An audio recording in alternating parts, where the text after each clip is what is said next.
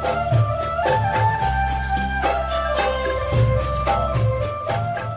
को आज कहां यूट्यूब चैनल की ओर से आप सभी का बहुत बहुत स्वागत है। ओम नमो भगवते वासुदेवाय। अभी तक आपने रायबरेली के महानतम विद्वान परम पूज्य पंडित श्री रामचंद्र जी महाराज से गरुड़ पुराण कथा सार भाग 1 और 2 देखा और सुना। अब प्रस्तुत है भाग 3। आपको हमारा वीडियो कैसा लग रहा है हमें कमेंट कीजिए। वीडियो को लाइक शेयर और यदि अभी तक सब्सक्राइब नहीं किया है तो हमारे चैनल को सब्सक्राइब भी अवश्य कर दीजिए।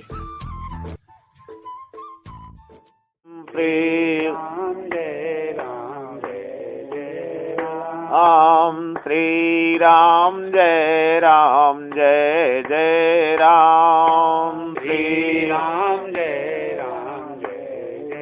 राम। भगवान समय बता रहे हैं कि दान अपनी शक्ति रहते ही कर लेना चाहिए, क्योंकि हो सकता है पुत्र पौत्र ऐसे हो कि जो इस क्रिया को ना करें, इसलिए अपनी शक्ति रहते ही ये दान कर लेने चाहिए, यदैव जाए। और उसके लिए समय नहीं देखना चाहिए, मतलब कभी भी कि उसके लिए समय बता रहे हैं भगवान। पहले तो बता रहे हैं मुख्य समयों में किया जाए, जैसे संक्रांति में किया जाए, जैसे योग में किया जाए, मेघ की संक्रांति में किया जाए, तुला की संक्रांति में किया जाए, मकर की संक्रांति में किया जाए, व्यतिपात योग में किया जाए, धनिष्ठा आद्रा नक्षत्रों में किया जाए।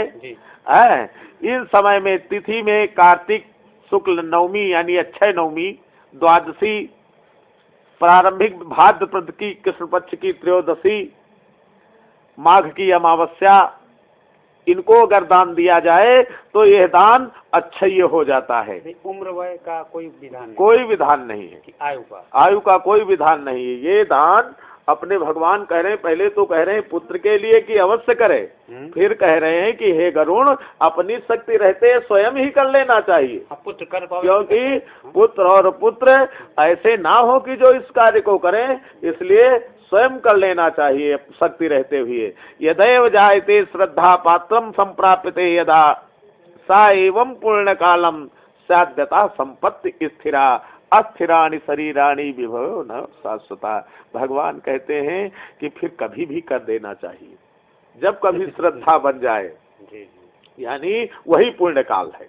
भगवान कह रहे हैं कि न कोई दिन, न कोई तारीख, न कोई तिथि, अगर जब बस श्रद्धा बन जाए और सत्पात्र मिल जाए, मुहूर्त भी ना हो, तब मुहूर्त भी ना हो, जैसे ही श्रद्धा उत्पन्न हो जाए, भगवान कह रहे थे यदैव जायते श्रद्धा पात्रम संप्राप्यते यदा, अंत में है यानी सतपात्र भी मिल जाए, जो दान देने के योग्य हो वो मिल जाए और श्रद्धा बन जाए, बस तुरंत दान कर देना चाहिए।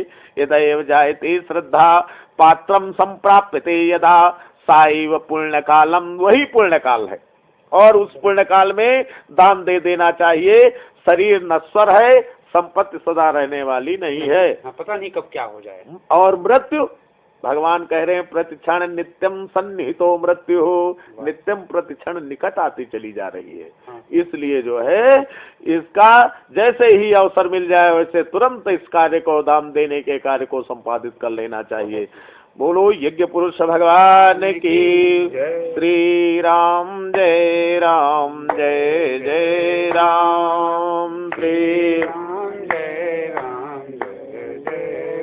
राम राधे श्याम जय राधे श्याम, राधे श्याम जय राधे श्याम। बोलो यज्ञ पुरुष भगवान की।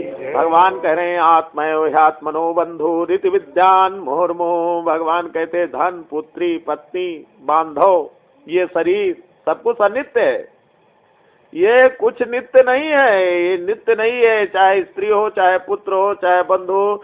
गोस्वामी जी ने तो यहाँ तक कह दिया तुलसी यही संसार माँ को काहू कह नाही, घर की नारी को कहे तन की नारी जाहे। नारी हाँ कहा ये शरीर की नाड़ियां साथ छोड़ देती है तो ये संसार कहाँ साथ देने वाला है।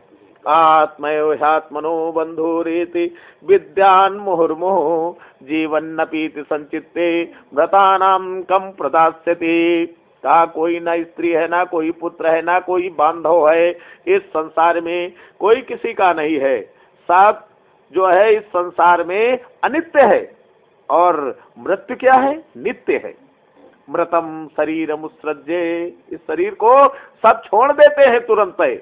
कैसे? काष्ठ लोष्ट समम छितौ, तुरंत जो है जैसे इस शरीर से जीव निकल जाता है वैसे सब इस शरीर को छोड़ देते हैं। जो छूता है वो स्नान करता है, जो छूता है वो स्नान करता है, भगवान कहते हैं। और लोग दूर भागते हैं, लोग दूर भागने लगते हैं डर से, डरते भी हैं, डरते हैं और दूर भागने लगते हैं इस मृत शरीर को देख करके, जिसके लिए वो निरंतर तड़प रहे थे और उसी को छू करके भागने लगते हैं। उसका कारण क्या है? उसका कारण है कि इस संसार में कोई किसी का नहीं है। भगवान कहते हैं सब अपना अपना कर्म लेकर के इस संसार में आए हैं और अपना अपना कर्म ही लेकर के इस संसार से चले जाएंगे। इसलिए सावधान हो जाओ, क्योंकि यहाँ पर सही में सब कहते हैं, शास्त्र कहते हैं, समस्त पुराणे कहती हैं, यहाँ पर क्या स्थिति है। पिता कहता है मेरा पुत्र है, इसके ऊपर सबसे बड़ा अधिकार मेरा है, क्योंकि इसको जो है ये मेरे अंश से उत्पन्न हुआ है। और माता कहती नहीं, इसके ऊपर सबसे बड़ा अधिकार मेरा है, क्योंकि इसको मैंने 9 महीने 10 महीने अपने पेट में रखा, बड़ा कष्ट सहन किया है, इसके पालन पोषण में बड़ा दुख मैंने सहन किया है, इसके लिए मैंने वर्षा शीत घाम सब कुछ सहन किया है, इसलिए केवल मेरा है, इसके ऊपर मेरा सबसे बड़ा अधिकार है। और स्त्री क्या कहती है? स्त्री कहती है कि इसके ऊपर सबसे बड़ा मेरा अधिकार है, क्योंकि इसके लिए तो मैंने अपने माता पिता का भी त्याग कर दिया है, इसलिए केवल मेरा है। बंधु कहते हैं मेरा है, बहन कहती है मेरा है, मित्र कहते हैं मेरा है, सभी कहते हैं मेरा है। उधर श्मशान में चिता की अग्नि कहती केवल मेरा है। अगर ये मेरा ना होता, इसके ऊपर मेरा ना अधिकार होता, तो कोई मुझे इसे ना दे जाता, इसलिए केवल मेरा है। अब भगवान पूछ रहे हैं कि तू किसका है? ये तो सब कह रहे हैं मेरा है, और तुझे तो सबने त्याग कर दिया, तू किसी का नहीं है। तेरे शरीर को सब कहते हैं मेरा मेरा, जैसे शरीर काम का नहीं रह गया तैसे तेरा त्याग कर दिया। तुझे कौन कहता था मेरा? तू केवल मेरा। भगवान कहते हैं कि ये जीव कौन है? ये केवल मेरा है, इसलिए मेरा भजन करो, और जब मेरा भजन करोगे, धर्म से जुड़ोगे, तब कल्याण होगा, और नहीं तो कल्याण होने वाला नहीं है। इसीलिए गोस्वामी जी महाराज जी ने कहा सारा संसार तुम्हारे साथ छल कर रहा है, सब कह रहे हैं मेरा है और फिर कोई किसी का नहीं, तो इसलिए तुम भी इनके साथ छल करो। माता की ऐसी सेवा करो, ऐसी सेवा करो, ऐसी सेवा करो कि माता कहे मेरा पुत्र किसी से मुझसे ज्यादा प्रेम ही नहीं करता। पिता की ऐसी आज्ञाओं का पालन करो, ऐसी आज्ञाओं का पालन करो कि पिता कहे कि मेरा पुत्र बहुत आज्ञाकारी है, ये जैसी मेरी सेवा करता है वैसी किसी की सेवा नहीं करता। पत्नी की इच्छाओं की इस प्रकार से पूर्ति करो कि पत्नी भी कहे कि जितना मेरा ध्यान रखते हो किसी का ध्यान ही नहीं रखते ही नहीं है। इस प्रकार से मित्रों की इच्छाओं की पूर्ति, बंधुओं की इच्छाओं की पूर्ति, प्रियजनों की इच्छाओं की पूर्ति निरंतर करते रहो। कहां से? शरीर से, क्योंकि ये सब शरीर को ही कहते हैं मेरा है ना। इस शरीर से इनकी पूर्ति करते रहो और मन से श्री हरि का स्मरण करते रहो। बहुत ऊंचा भाव है। मन से श्री हरि का स्मरण करते रहो। भगवान स्वामी जी भी यही कहते हैं, जननी जनक बंधु सुत धारा। भगवान ही कह रहे हैं, जननी जनक बंधु सुत धारा, तनु धनु धाम सुहृद परिवारा, सबके ममता ताग बटोरी, रघुपति चरण बांधी बरी डोरी। यानी सबके ममता रूपी तागों को एकत्रित करके भगवान के चरण कमलों में समर्पित कर दो, जैसे राजा दशरथ ने समर्पित कर दिया था गुरुदेव को। नाथ सकल संपदा तुम्हारी, इस परमात्मा सब तुम्हारी। ता माने तारने वाला, और माता माँ माने माया, ता माने तारने वाली।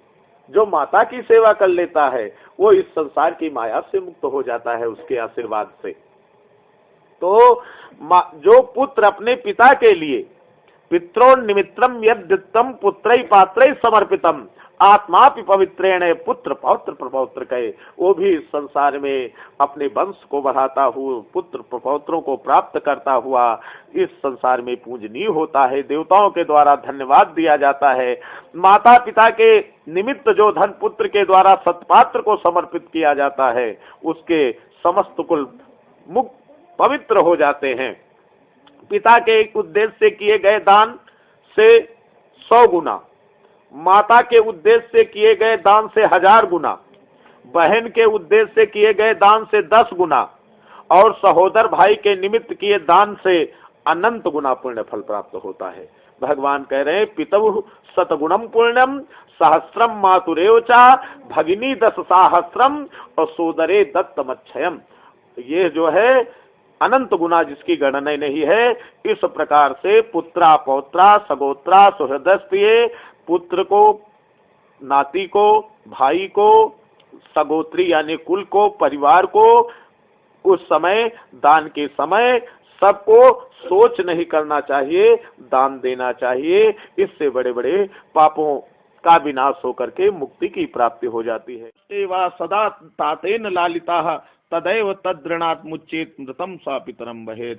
तभी वह पुत्र पितृ ऋण से मुक्त होता है जब अपने पिता को कंधे पर लेकर के, अपने माता को कंधे पर लेकर के श्मशान की तरफ आगे बढ़ता है। ततो अर्धमार्गे विश्रामम सम्मार्जा भुच्छकारयेत असंस्नाप्य भूत संज्ञाये तस्मै तेन प्रदापेत। और फिर उसके पश्चात उसको स्नान करना चाहिए। आधे मार्ग में पहुंच करके मार्जन करके प्रोक्षण करके सौ को विश्राम कराए, स्नान कराकर भूत संज्ञक पितर गोत्रादि नाम से भूत नामक पिंड प्रदान करे। इस पिंडदान से अन्य दिशाओं में स्थित पिशाच, राक्षस, यक्ष आदि सब उसके हवन करने योग्य देह की हवनीता यानी अयोग्यता उसमें नहीं उत्पन्न कर सकते उस प्राणी में। ततो नीत्वा श्मशानेषु स्थापयित उत्तरात्मुखम तत्र देहस्य दाहार्थम स्थलम संशोधित। तथा उसके बाद श्मशान में ले जाकर उत्तराभिमुख यानी उत्तर को शीश करे और दक्षिण को पैर करे। इस प्रकार से शव को स्थापित करे। वहां देह के दाह के लिए यथाविध भूमि का संशोधन करे, भूमि का सम्मार्जन और लेपन करे और उल्लेखन कुश से 3 रेखाएं खींचे और कुश से रेखाओं को खींचने के पश्चात मिट्टी को निकाल करके तीनों रेखाओं से उनका प्रक्षेप करे और श्री राम जय जय राम, श्री राम जय जय राम। उस मिट्टी को ईशान दिशा में प्रक्षेपण करें।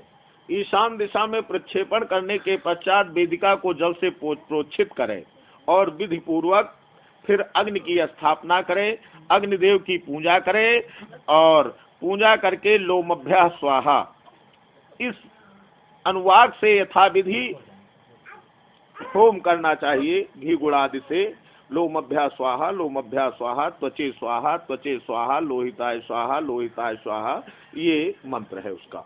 इस प्रकार से करके और फिर चिता को लगावे और चिता में कौन कौन सी लकड़ियों का प्रयोग करें? चंदन, तुलसी, पलाश, पीपल आदि की लकड़ियों से चिता का निर्माण करें। हे खगेश्वर, इस प्रकार से चिता आरोप्य तम प्रेतम पिंडो दो तत्र पदापयेत। चिता पर रख करके फिर 2 पिंड दान करे। चितायाम सौहस्ते चा प्रेत नामना खगेश्वरा। प्रेत के नाम से एक पिंड चिता पर तथा दूसरा शव के हाथ में देना चाहिए। चिता में रखने के बाद से उस शव में प्रेतत्व आ जाता है। प्रेत कल्प को जानने वाले कतिपय विद्वान जन चिता पर दिए जाने वाले पिंड को साधक नाम से संबोधित करते हैं। अतः चिता पर साधक नाम से तथा शव के हाथ पर प्रेत के नाम से पिंड दान करे। इस प्रकार करके 5 पिंड दान करने से रास्ते से लेकर के वहां तक कितने पिंडदान हो गए? 5। ये 5 पिंडदान करने से आहुति की योग्यता होती है। आहुति की योग्यता यानी वो 100 आहुति योग्य हो जाता है उसको। अथा इत्येव प्रेते दत्वा पंचपिंडानय हुतमादाय तम रणई अग्निम पुत्र सदा दद्यात भवेत पंचकम। यदि इस प्रकार से दे करके 5 पिंड तो अग्नि दे, परंतु अगर पंचक है तो पुत्र कभी भी अग्नि प्रदान ना करे। हाँ, पंचकेशु मृतेयस्तु नागतिम लभते नरा, क्योंकि पंचक में जो शरीर को छोड़ता है उसको कभी गति की प्राप्ति नहीं होती है। दाह सत्र न कर्तव्य कृते अन्य मरणम भवेत, उस समय दाह संस्कार नहीं करना चाहिए, नहीं तो कोई और भी शरीर छोड़ देता है परिवार में। आदौ कृत्वा धनिष्ठा धर्म धनिष्ठार्थ है ते नक्षत्र पंचकम, भगवान बता रहे हैं कि धनिष्ठा से लेकर के रेवती तक का पंचक माना गया है। इतने में धनिष्ठा से रेवती तक के नक्षत्र को 5 नक्षत्रों को पंचक माना गया है, जिसको पचखा कहते हैं। ग्रहे हानिर्भवेत तस्य रक्षसे स्मृतो ही या पुत्राणाम गोत्रिणो चापि कच्चित विघ्ना प्रजायते। इसमें शरीर छोड़ने से और दाह कर देने से चाहे कोई घर में या अपने गोत्र में, कुल में, परिवार में कहीं न कोई हानि अवश्य हो जाती है। अथवा ऋक्ष मध्य ही दाह स्याद विधि पूर्वक, इसलिए भगवान कहते हैं कि दाह कदापि ना करे, परंतु अगर दाह संस्कार करना ही निश्चित है तो उसकी विधि को कहता हूँ। हेतार्थ कुश से निर्मित 4 पुतलों को नक्षत्र मंत्रों से अभिमंत्रित करके 100 के समीप स्थापित करें। तब उन पुतलों में प्रतप्त यानी गरम गरम स्वर्ण रखना चाहिए। फिर नक्षत्रों, प्रत्येक नक्षत्र के नाम से होम करना चाहिए, और वो प्रेता जयता नरेंद्रो वह शर्मयच्छतु विश्वाहा शर्मयच्छतु, इस मंत्र से हवन करना चाहिए। ये यजुर्वेद का मंत्र है। इस मंत्र से नक्षत्रों को संपुटित करके होम करना चाहिए। इसके बाद उन पुतलों के साथ 100 का दाह करें। सबिंडी श्राद्ध के दिन पुत्र यथाविधि पंचक शांति का अनुष्ठान करें। पंचक दोष की शांति के लिए क्या दे? तिल से भरा हुआ पात्र, बर्तन, सोना, चांदी, रत्न, घृत से भरा हुआ कांसे का पात्र दान करे। ये 5 चीजों का दान करे तो पंचक में दाह जो किया जाता है उससे दोष से निवृत्ति होती है। ये पंचक के साथ दद्यान नाम गोत्रोपकल्पितम, दाह के बाद स्त्रियों को स्नान करना चाहिए, उसके पश्चात पुत्रों को स्नान करना चाहिए। तदंतर मृत प्राणी के गोत्र नाम का उच्चारण करके तिलांजलि दे दी चाहिए। फिर नीम के पत्तों को चबाकर मृतक के गुणों का गान करना चाहिए। आगे आगे स्त्रियों को और पीछे पीछे पुरुषों को घर जाना चाहिए। ग्रहे स्नानम पुनः कृत्वा गोग्रासम च प्रदापयेत्, फिर घर में स्नान करे और स्नान करके गौ को ग्रास निकाले, भोजन निकाले। पत्रावल्यम च भुंजीयात ग्रहान्नम नैव भक्षयेत्, भगवान कह रहे हैं, और घर में पत्तल में भोजन करना चाहिए। पत्तल में भोजन करना चाहिए। मृतक आस्थान मालिपे दक्षिणाभिमुखम ततः, मृतक के स्थान को लीप कर वहां 12 दिन तक रात दिन दक्षिणाभिमुख अखंड दीपक जलाना चाहिए। द्वादशाहक पर्यंतम दीपम कुर्यात अहर्निशम, सूर्यस्तमागते तार्क्ष्यम श्मशाने व चतुष्पथे, दुग्धम चामरणमये पात्रे तोयम दद्यात् दिनत्रयम्। एतार्क्ष्य 3 दिन तक यानी सौदाह से लौट करके 3 दिन तक सूर्यास्त होने पर श्मशान भूमि में अथवा चौराहे पर मिट्टी के पात्र में दूध और जल देना चाहिए। काठ की 3 लकड़ियों को दृढ़ता पूर्वक सूत से बांध करके तिगोड़िया बनाकर उस पर दूध और जल से भरे हुए कच्चे मिट्टी के पात्र को रखकर यह मंत्र पढ़े कि श्मशाना नल दग्धोसी परित्यक्तोसी बांधवई इदम नीरमिदम क्षीरे अत्र अस्नाहि इदम पिब, कि तुम जो है श्मशान की आग में जले हुए हो, बंधु बांधवों से परित्यक्त हो, यह जल और यह दूध तुम्हारे लिए है, इसमें स्नान करो और इसे पियो। इस प्रकार से चौथे दिन अस्थि का संचय करना चाहिए, यानी अस्थियों का फूलों का संचय करे और फिर चौथे दिन हाँ निषिद्धवार तिथि का विचार करे कि खराब दिन तो नहीं है। निराग्निक को तीसरे दिन और दूसरे दिन अस्थि संचय करना चाहिए। अस्थि संचय के लिए श्मशान भूमि में जाकर के क्या करे, स्नान करे। स्नान करके पवित्र हो जाए, ऊन का सूत लपेटकर और पवित्री धारण करके श्मशान वासियों के लिए पुत्र को इस मंत्र से उड़द की बलि देनी चाहिए। यमायत्वा मंत्र आदि ये भी यजुर्वेद का है। इस मंत्र से उड़द की बलि दे, 3 बार परिक्रमा करे और उसके पश्चात हे खगेश्वर चिता स्थान को दूध से सींच दे। दूध से सींचने के पश्चात फिर अस्थि का संचय करे। अस्थियों को पलाश के पत्ते पर रखकर दूध और जल से धोए, पुनः मिट्टी के बर्तन में रखकर यथाविधि पिंडदान करे।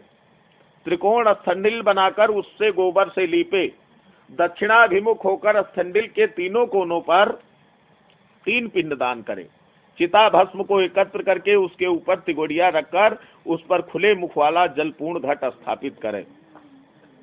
इसके बाद चावल पकाकर उसमें दही और घी तथा मिष्ठान मिलाकर जल के सहित प्रेत को यथाविधि बलि प्रदान करे। हे खग, इस प्रकार से करने पर समस्त दाह जड़ित पीड़ा नष्ट हो जाती है। इस प्रकार पिंड दे और उस अस्थि पात्र को लेकर के जलाशय के निकट जाए और उनमें अस्थियों को पुनः दूध डाल करके अस्थियों को पुनः प्रक्षालित करके चंदन कुमकुम इनसे लेपित करे और लेपित करके अपने हृदय और मस्तक में लगाकर उनकी परिक्रमा करे और नमस्कार करके गंगा जी में विसर्जित करे। जिस प्राणी की अस्थि 10 दिन के अंतर्गत गंगा में विसर्जित हो जाती है उसका ब्रह्मलोक से कभी पुनरागमन नहीं होता। गंगा जल में मनुष्य की अस्थि जब तक रहती है उतने 1000 वर्षों तक वो स्वर्गलोक में विराजमान रहता है। गंगा जलोमि संस्पृशे मृतकम पवनो यदा स्पर्शते पातकम तस्य सद्या एव विनश्यति। गंगा जल की लहरों को छूकर हवा जब मृतक का स्पर्श करती है तब उस मृतक के पातक तत्क्षण ही नष्ट हो जाते हैं। महाराज भगीरथ उग्र तप से गंगा देवी की आराधना करके अपने पूर्वजों के उद्धार के लिए इस गंगा देवी भगवती गंगा देवी को ब्रह्मलोक से भूलोक पर ले आए थे। जिनके जल ने भस्मीभूत राजा सगर के पुत्रों को स्वर्ग में पहुंचा दिया, उन गंगा जी का पवित्र तीनों लोकों में विख्यात है। पूर्वे वयस पापानी ये कृत्वा मानवागता गंगायाम अस्थिपतनात् स्वर्गलोकम प्रयांते। जितने भी पूर्व जनित पाप कर्म हैं उन सब का विनाश करते हुए भगवती गंगा उसको स्वर्गलोक में स्थान दिला देती हैं। कच्चित व्याधो महारण्ये सर्व प्राणी विनिहिंसिका सिंहेन निहतो यावत प्रायाति नरकालय। जो मनुष्य अपनी पूर्वावस्था में पाप करके मर जाते हैं वो भी गंगा में अस्थियां पहुंचने से मुक्त हो जाते हैं। किसी महाअरण्य में किसी महाजंगल में सभी प्राणियों की हत्या करने वाला कोई व्याघ्र सिंह द्वारा मार दिया गया और जब वो नरक में जाने लगा, सिंह के द्वारा मारा गया परंतु नरक में जाने लगा, तब तक उधर से एक श्वान आ रहा था कुत्ता। उसने उसकी हड्डी उठा ली और हड्डी उठा करके वो जा रहा था कि उसकी हड्डी उसके मुख से गंगा में प्रवाहित हो गई। बस उसी समय नगाड़े बजने लगे और नगाड़े बजने लगे, वो देवलोक को चला गया। इसलिए सतपुत्र को स्वतः ही अपने पिता की अस्थियों को गंगा जी में विसर्जित करना चाहिए। अस्थि संचयन के अनंतर 10 गात्र विधि का अनुष्ठान करना चाहिए। यदि कोई व्यक्ति विदेश या वन में अथवा चोरों के भय से मरा हो, उसका शव प्राप्त ना हुआ हो, तो जिस दिन उसके निधन का समाचार सुने उस दिन उसका पुत्तल बनाकर पूर्व विधि के अनुसार केवल उसी का दाह करे और उसकी भस्म को लेकर गंगा जल में विसर्जित करे। फिर 10 गात्र आदि कर्म करे, उसी दिन से आरंभ करे। जिस दिन को ग्रहण करना चाहिए उसी दिन को पहला दिन माने। यदि गर्भ की पूर्णता हो जाने के अनंतर नारी की मृत्यु हो जाती है, यानी गर्भ पूर्ण हो गया है और गर्भ का समय पूर्ण हो गया और किसी स्त्री की मृत्यु हो गई, तो भगवान कह रहे हैं कि उस समय शल्य क्रिया करके उसके पेट से उसके बालक को निकाल ले। यदि वो मर भी गया हो तब भी उसे निकाल ले। और उसको निकाल करके उसको भूमि में गाड़े, केवल मृत स्त्री का दाह करे, गंगा के किनारे मरे हुए बालक को गंगा जी में ही प्रवाहित कर दे और अन्य स्थान पर मरे 27 महीने तक के बालक को भूमि में गाड़ दे। इसके बाद की अवस्था वाले बालक का दाह संस्कार करे और उसकी अस्थियां गंगा में विसर्जित करे तथा जल पूर्ण कुंभ प्रदान करे एवं केवल बालकों को ही भोजन करावे।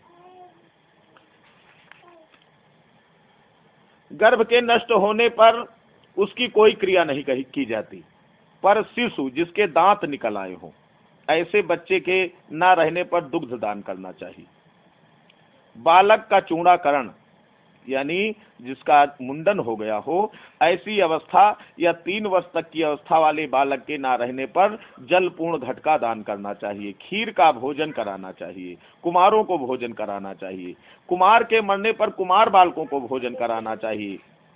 उपवीत यानी पौगंड अवस्था वाले बच्चे को, 6 वर्ष के ऊपर वाले अवस्था वाले बच्चे को बालकों के साथ ब्राह्मणों को भोजन करावे। 5 वर्ष की अवस्था से अधिक अवस्था वाले बालक की मृत्यु होने पर, चाहे उसका यज्ञोपवीत संस्कार हुआ हो चाहे ना हुआ हो, पायस और गुड़ के 10 पिंड क्रमशः प्रदान करें, यानी खीर और गुड़ के पिंड दान दे। पौगंड अवस्था वाले बालक की मृत्यु होने पर वृषोत्सर्ग तथा महादान की विधि को छोड़कर एकादशाह तथा द्वादशाह की क्रिया का अवश्य संपादन करना चाहिए। पिता के जीवित रहने पर पौगंडावस्था में मृत बालक का सपिंडन श्राद्ध नहीं होता। अगर पिता जीवित है और बालक पौगंड अवस्था का है, यज्ञोपवीत संस्कार आदि नहीं हुआ है, तो उसका श्राद्ध नहीं करना चाहिए।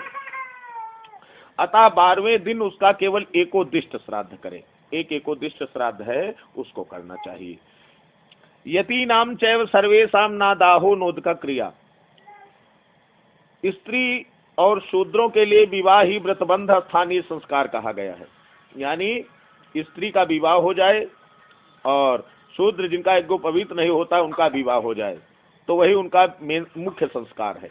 व्रत दंड ग्रहण मात्रेण नरो नारायणो भवेत, परंतु सन्यासी का कभी भी जो है दाह संस्कार ना करे, क्योंकि वो दंड मात्र ग्रहण कर लेता है तो नारायण स्वरूप हो जाता है। तो इसलिए उसका सदैव जो है उसका प्रवाह कर्म ही करे। किशोर अवस्था के और तरुण अवस्था के मनुष्य के मरने पर सय्यादान, वृषोत्साद, पददान, महादान और गोदान आदि क्रियाएं करनी चाहिए। भगवान कहते हैं ज्ञान नष्ट सदा मुक्ता स्वरूपानुभवे नहीं अतस्ते तो प्रदत्ता नाम पिंडाम नैव कांक्षिणा। भगवान कहते हैं कि हे गरुण, ज्ञानी जन तो अपने स्वरूप का अनुभव कर लेने के बाद सदा ही मुक्त हो जाते हैं, इसके लिए उनके उद्देश्य से दिए गए पिंडों की उन्हें आकांक्षा नहीं होती, अतः उनके लिए पिंडदान या उदक क्रिया नहीं करनी चाहिए, किंतु पितृभक्ति के कारण तीर्थ श्राद्ध और गया श्राद्ध करना चाहिए। हंस परम हंसम चा कुटी चक्र बहुदको एतान सन्निशांतार्थ्यम पृथिव्याम स्थापयेन मृतान। एतार्थ हंस, परमहंस, कुटी चक्र और बहुदक, इन चारों प्रकार के सन्यासियों की मृत्यु होने पर उन्हें पृथ्वी पर गाड़ देना चाहिए, और या गंगादि नदी नहीं उपलब्ध है तो गाड़ दे, अगर गंगादि नदियां उपलब्ध हैं तो उनका प्रवाह कर दे, उनकी जल समाधि ही देनी चाहिए। बोलो गरुण भगवान की जय। श्री राम जय राम जय जय राम। श्री राम जय राम जय जय राम। श्री राम जय राम जय जय राम। श्री राम जय राम जय जय राम। राधे श्याम जय राधे श्याम। राधे श्याम जय राधे श्याम। बोलो गरुड़ भगवान की जय। भगवान से गरुड़ भगवान फिर प्रश्न करते हैं कि 10 गात्र विधिम ब्रूहि कृते किम सुकृतम भवेत पुत्रा भावे तुर्काः कुर्याद इति मे बदकेशो, कि हे प्रभु 10 गात्र विधि कैसे की जाए, अगर पुत्र किसी के ना हो तो फिर किस प्रकार से कौन इस क्रिया को करे। भगवान कहने लगे गरुण 10 गात्र की विधि सुनो, जिसके करने से पुत्र पैतृक ऋण से मुक्त होता है, पुत्रः शोकम परित्यज्य धृतिमास्थाय सात्विकीम। पुत्र को उस समय समस्त शोक का त्याग कर देना चाहिए और सात्विक बुद्धि धारण करनी चाहिए। समस्त विकारों को अपने शरीर से निकाल करके केवल पिता का ध्यान करे। पितुः पिंडादिकम कुर्यात् अश्रुपातम न कारयेत्। पिता का पिंडदान आदि क्रिया कर्म करे, उसको अश्रु कभी ना गिरावे। असले माश्रु बांधवैर मुक्तम प्रेतो भुंगते ये तो वसा। क्योंकि जो आंसू, रोने से आंसू, खेखार, थूक ये सब निकलता है, उसको यमराज के दूत जबरदस्ती खिलाते हैं। कहते हैं कि देख, तू जिससे इतना मोह करता है वो सब तुझे क्या दे रहे हैं, थूक दे रहे हैं और नाना प्रकार का बलगम निकाल रहे हैं, आंसू निकाल रहे हैं, इसलिए तू यही खा, तेरे बंधु बांधव तो तुझे यही दे रहे हैं। अब इसलिए पुत्र को और पौत्रों को कभी आंसुओं को उस समय समेट लेना चाहिए और समेट करके रुदन नहीं करना चाहिए। असले माश्रु बांधवै मुक्तम प्रेतो भुंक्ते यतो वसाह अतो ना रोदितव्यन्हि तदा शोकान निरर्थकात्। क्योंकि शोक निरर्थक है, इस शोक करने से कोई फायदा नहीं है और बहुत बड़ा नुकसान है। वो जिसने शरीर छोड़ा है उसके लिए भी नुकसान है और जो शोक कर रहा है उसके लिए भी नुकसान है। इसलिए अपने कर्म को करना चाहिए और शोक का सर्वथा परित्याग कर देना चाहिए। क्योंकि सच्चा बंधु बांधव वही है जो उसकी शांति के लिए भगवान के नाम का बार बार स्मरण करता है और शोक का त्याग कर देता है। यदि वर्ष सहस्राणी सोचते अहर्निशम न रहा तत्राई नैव निधनम गतो दृश्येत कदाचित्। भगवान कहते हैं क्योंकि बांधवों के द्वारा किए गए अश्रुपात और अश्लेषपात को यानी पसीना आदि जो मल आदि की जो गिरता है उससे प्रेत पान करता है, इसलिए इस समय निरर्थक शोक नहीं करना चाहिए। अगर मनुष्य हजारों वर्ष रातों दिन शोक करता रहे तो भी मृत प्राणी कभी भी दिखाई नहीं पड़ सकता। वो मृत प्राणी उसको मिलने वाला नहीं है। यदि वर्ष सहस्राणी सोचते अहर्निशम नरः तथापि नैव निधनम गतो दृश्येत कदाचित् जातस्य ही ध्रुवोर मृत्युम ध्रुवम जन्म मृतस्य च। जिसका निश्चित जन्म हुआ है उसकी मृत्यु निश्चित है, यानी जिसकी उत्पत्ति हुई है उसकी मृत्यु निश्चित है और जिसकी मृत्यु हुई है उसका जन्म भी निश्चित है। भगवान कह रहे हैं ना जातस्य ही ध्रुवोर मृत्युर ध्रुवम जन्म मृतस्य च तस्मात् परिहारार्थे ना शोकम कारयेत् बुधा। इसलिए विद्वज्जन बुद्धिमान जन कभी भी शोक नहीं करते, शोक का तुरंत परित्याग करते हैं। न ही कश्चित उपायोस्ति दैवो वा मानुषोपि वा। कोई भी उपाय नहीं है, ना कोई दैवी उपाय है और ना कोई मानवीय उपाय है जिसके द्वारा मृत्यु को प्राप्त हुआ व्यक्ति पुनः वहां वापस आ सके। इसलिए जो होना नहीं है उन विचारों का त्याग ही कर देना चाहिए। अवश्यम भावी भावानाम प्रतीकारो भवेद्यति तदा दुःखैन युज्येरन नल रामय युधिष्ठिरा। भगवान कहते हैं कि अवश्य जो भावी है वो निश्चित है। वशिष्ठ महाराज जी इतने बड़े ज्ञानी जिनको ऐसा ज्ञान था, भूत भविष्य वर्तमान तीनों को जानते थे, परंतु जब भरत जी आए और राजा दशरथ ने शरीर छोड़ा, भगवान राम का वनगमन हुआ, तो भरत जी गुरुदेव से कहने लगे कि गुरुदेव आपके होते हुए ये सब हो गया, आप त्रिकालदर्शी, तीनों कालों को बराबर देखने वाले, अगर जब आप ऐसा जानते थे कि मैं ननिहाल जाऊंगा और घर में ऐसी आपत्ति आएगी और उसका हेतु मैं बनूंगा, कारण मैं बनूंगा, भैया को मेरे लिए बन जाना पड़ेगा और उनके शोक में पिताजी को शरीर छोड़ना पड़ेगा, तो आपने ऐसा क्यों होने दिया, मुझे क्यों ननिहाल जाने दिया? अगर मैं वही गया था तो समय से पहले आपने क्यों नहीं बुला लिया? बस वशिष्ठ महाराज जी के हृदय से आह निकल गई और कहने लगे, हे भरत, सुनहु भरत भावी प्रबल बिलखी कहो मुनिनाथ। यानी रोए नहीं, बिलखे,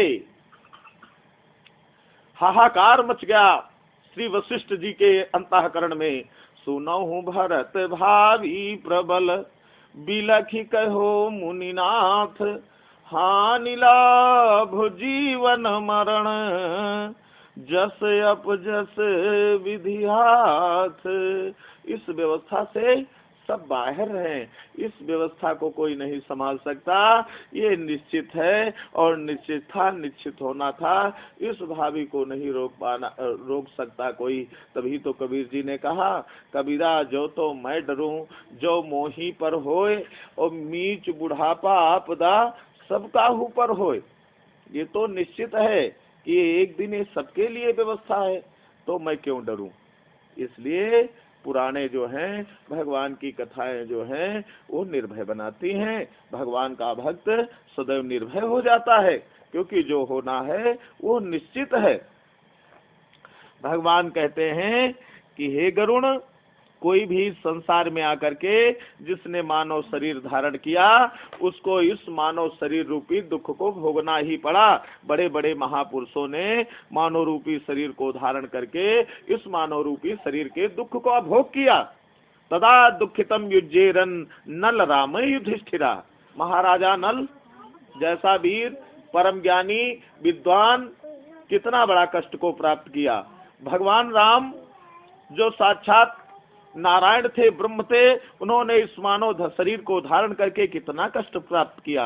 युधिष्ठिर जो साक्षात धर्मावतार थे, उन्होंने इस शरीर को धारण करके इस शरीर के कितने दुख को प्राप्त किया। नयत मंत्यंत सम्मासा कस्यचित केनचित सह अपि शरीरेण किमुतान्ये पृथक जनक। भगवान कहते हैं, जब अपने शरीर के साथ ये जगत जो है सदा के लिए किसी का, किसी भी व्यक्ति के लिए साथ रहना संभव नहीं। ये संसार किसी का नहीं है। सब यहाँ पर अपना अपना रोल अदा करने आए हैं और अपना अपना रोल अदा करके सब यहाँ से चलते बनेंगे। सब यहाँ पर एक नाट्यशाला में आकर के अपना अपना पात्र सब लेकर के और अपने अपने पात्र का रोल कर रहे हैं। उसको, इस संसार को सब इस नाटकशाला में नाटक कर रहे हैं। कबीर जी महाराज जी, तुलसीदास जी महाराज जी और जितने भी सूर आदि जितने भी संत हुए, सबने एक ही बात कही कि ये जीवात्मा सदैव इस शरीर में नहीं रह सकता। ये परमात्मा का अंश है, ये परमात्मा से ही संबंध रखता है और अपने कर्म के आधार पर ही शरीर से संबंध रखता है। इसलिए हर स्त्री पुरुष को चाहिए कि वो अपने कर्म को सुधारे। अगर अपने कर्म को सुधारेगा तो परमात्मा का सहयोगी हो जाएगा, सन्निकट हो जाएगा और मुक्त हो जाएगा। भगवान कहते हैं, यथा ही पथिका कच्चित छाया माश्रित विश्रमेत। जैसे कोई राहगीर चला जा रहा है और उसको धूप लगी हुई है, कोई वृक्ष है रास्ते में और उसकी छाया में बैठ गया, थोड़ी देर विश्राम करने लगा। विश्रभ्यता पुनर्गच्छेत तद्भूते समागमा। भगवान कहते हैं, और छाया को लेकर के वो उठ करके फिर चल पड़ा। उसी तरह शरीर है, अपने प्रारब्ध कर्मों को भोग करके इस संसार में पुनः गंतव्य को चला जाता है। देखो, प्रातः काल जो भोजन बनाया जाता है वो सायंकाल में नष्ट हो जाता है, यानी क्या हो जाता है, बासी हो जाता है। उसका रस क्या हो जाता है, कुरस हो जाता है। भगवान कहते हैं, तो जब सायंकाल प्रातः काल बनाया हुआ भोजन शाम को नष्ट हो जाता है, तो इस भूसी भोजन से शरीर का निर्माण हुआ है। तो क्या ये नित्य है? ये नित्य हो ही नहीं सकता, ये अनित्य है, ये इसको नष्ट होना ही होना है। ये भय सज्ज में तद दुख से विचारम परिचिंत्या अज्ञान प्रभवम शोकम त्यक्त्वा कुर्यात् क्रिया सुता। इसलिए सम्यक चिंतन करके अज्ञान से होने वाले शोक का परित्याग करके पुत्र को अपने पिता की क्रिया करनी चाहिए। पुत्राभावे वधू कुर्यात्। पुत्र का अगर अभाव हो तो उसकी स्त्री इस कार्य को करे, और अगर स्त्री का भाव है तो सोदरा यानी फिर भाई इस कार्य को करे। पुत्रा भावे वधू कुर्यात् भार्या भावे च सोदरा शिष्यो वा ब्राह्मण से व सपिंडो वा समाचरित। या तो फिर शिष्य करे, ब्राह्मण करे, अगर कोई ना करे तो मित्र करे, राजा करे। ज्येष्ठस्य वा कनिष्ठस्य भ्रातु पुत्रैश्च पौत्रकै 10 गात्रादिकम कार्यात् पुत्रहीने नरे खगा। भगवान कहते हैं, हे गरुण, इस सपिंडी को करना चाहिए। पुत्रहीन व्यक्ति के मरने पर उसके बड़े अथवा छोटे भाई के पुत्रों या पौत्रों के द्वारा 10 गात्र आदि कराने चाहिए। यानी जिसके संतान नहीं है तो या तो बड़ा भाई का पुत्र करे, पौत्र करे, और या तो छोटे भाई के पुत्र और पौत्र करे। एक पिता से उत्पन्न होने वाले भाइयों में यदि एक भी पुत्रवान हो तो सभी भाई पुत्रवान हो जाते हैं। वाह, बहुत ऐसा समस्त शास्त्रों में कहा गया है। सर्वेषां पुत्रहीना नाम, अगर सब पुत्रहीन हो तो मित्रम पिंडम प्रदापयेत्, तो मित्र का पिंड दान करे। क्रिया लोपो न कर्तव्य सर्वाभावे पुरोहिता, क्रिया का लोप कभी ना करे। अगर सबका अभाव हो तो इस क्रिया को पुरोहित करे। स्त्री वाथ पुरुषः कश्चित इष्टस्य कुरुते क्रियाम अनाथ प्रेत संस्कारात् कोटि यज्ञ फलम लभेत। जो किसी अनाथ का यही यज्ञ कर देता है और दो ही क्रिया, तो उसको करोड़ों यज्ञ करने का फल प्राप्त हो जाता है। पितुः पुत्रेण कर्तव्यम 10 गात्रादिकम खगय मृते ज्येष्ठे स्नेहान कुर्वीत पिता सुते।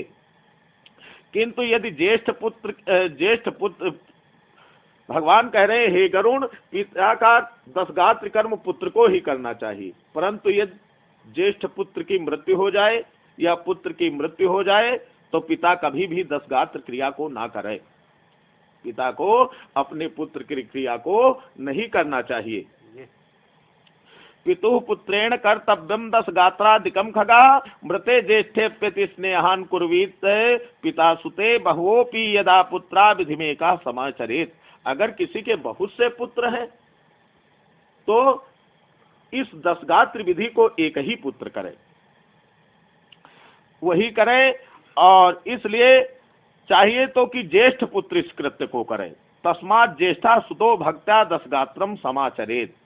एक भोजी भूविषाई भूता ब्रह्म परः शुचि। किस प्रकार से उसको करना चाहिए? एक समय भोजन करे, भूमि पर शयन करे और ब्रह्मचर्य धारण करे, यानी कुल मिलाकर के पवित्र होकर के 10 गात्र और श्राद्ध विधि को करना चाहिए। पृथ्वी की 7 बार परिक्रमा करने से जो फल प्राप्त होता है वही फल पिता माता की क्रिया करके पुत्र प्राप्त कर लेता है। 7 परिक्रम में धरणीम यत् फलम लभेत क्रियाम कृत्वा पितुर्मातुर तस्य फलम लभते सुतः। जो पुत्र अपनी माता पिता की इस क्रिया को करता है, जिस तरह 7 बार पृथ्वी के भ्रमण करने का जो फल परिक्रमा का प्राप्त होता है वही पुत्र को अपने माता पिता की क्रिया करके प्राप्त होता है। आरभ्य 10 गात्रम चा यावत् 2 वार्षिकम भवेत तावत् पुत्रः क्रियाम कुर्यान गया श्राद्ध फलम लभेत। इस प्रकार से पुत्र को चाहिए कि श्राद्ध पर्यंत पिता की श्राद्ध किया करने वाला पुत्र स्वयं तो गया श्राद्ध करने का फल प्राप्त कर लेता है। कूपे तड़ागे आरामे तीर्थे देवालये पिवा गत्वा मध्यमया से तू स्नानम कुर्यात मंत्रतम। किस प्रकार कूप में, तालाब में, बगीचा में, तीर्थ स्थान में, देवालय के प्रांगण में जा करके बिना मंत्र के स्नान करे, पवित्र होकर वृक्ष के मूल में दक्षिणाभिमुख होकर के वेदी बनावे, उस वेदी पत्ते पर कुश से बने हुए ब्राह्मण को स्थापित करके उसका पूजन करे। तदग्रे चा ततो दत्वा पिंडार्थम कौशमासनम। इसके पश्चात उसके आगे पिंड प्रदान करने के लिए कुश का आसन रखकर उसके ऊपर नाम गोत्र का उच्चारण करते हुए पके हुए चावल अथवा जौ के आटे से बने हुए पिंड को प्रदान करे। उसके ऊपर खस, चंदन, भृंगराज का पुष्प निवेदित करे। धूप दीप नैवेद्य, मुखवास, तांबूल आदि दक्षिणा समर्पित करे। तदंतर दूध और जल से परिपूर्ण पात्र तथा वर्तमान जलांजलि प्रदान होते हुए ये कहे कि अमुक नाम के प्रेत के लिए मेरे द्वारा प्रदत्त यह पिंड सामग्री प्राप्त हो। प्रथमे यहाँ नियत पिंडो दीयते विधिपूर्वकम तेनैव विधिनान्येन 9 पिंडान प्रदयेत। इसी प्रकार से विधि से 9 पिंडा का दान करे। बोलो यज्ञ पुरुष भगवान की। प्रिय बंधु, यह तो रहा गरुड़ पुराण कथा सार भाग 3। अंतिम और चौथे भाग के साथ आपसे फिर मुलाकात होगी। आपको याद दिलाता चलूं कि कोरोना का संकट अभी टला नहीं है, अतः ईश्वर के प्रति पूर्ण श्रद्धा और विश्वास बनाए रखें। मास्क का प्रयोग करें, साफ सफाई और सामाजिक दूरी बनाए रखें। एक बात और, आज भारत माता का मस्तक गर्व से ऊंचा हो उठा है। जानते हैं इसका कारण क्या है? इसका कारण हमारे भारतीय वैज्ञानिकों के द्वारा कोरोना वैक्सीन का निर्माण जो कर लेना है। हमें अपने इन वैज्ञानिकों का धन्यवाद और इनका सम्मान करना चाहिए तथा कोरोना वैक्सीन के प्रयोग में अपना पूर्ण सहयोग और समर्थन देना चाहिए। प्रिय बंधु, अब आपसे विदा लेता हूं इस स्लोगन के साथ कि कोरोना चाइना हारेगा, हिंदुस्तान जीतेगा। ओम नमो भगवते वासुदेवाय। नमस्कार, जय हिंद।